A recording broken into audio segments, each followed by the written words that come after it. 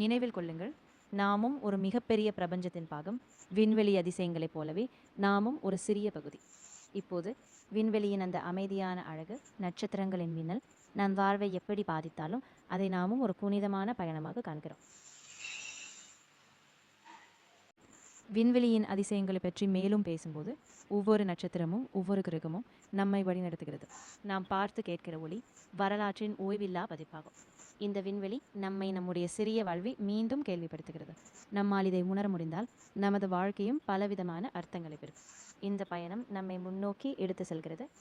வாழ்க்கையின் எல்லா அர்த்தங்களையும் கண்டறிய அந்த விண்வெளி நம்மை அழைத்து செல்கிறது. பேசுகிறேன். விண்வெளி அதிசயங்கள் என்றால் அது நம்மை மிகப்பெரிய மறைநிலையிலே கொண்டு செல்கிறது. ஒவ்வொரு நட்சத்திரமும் ஒவ்வொரு கோளும் அவற்றின் தனித்தன்மையுடன் நம்ம ஒரு சிறிய பகுதியாக காட்டுகிறது. நம் பூமி நம் சூரிய குடும்பத்தில் ஒரு நுண்ணிய புள்ளி. ஆனால் அந்த புள்ளியிலும் உள்ள உயிர் ஒரு பேரழகான குதிரை போல இந்த பிரபஞ்சத்தின் மீதான நம்மை ஆழமாக பிரகாசிக்க செய்கிறது.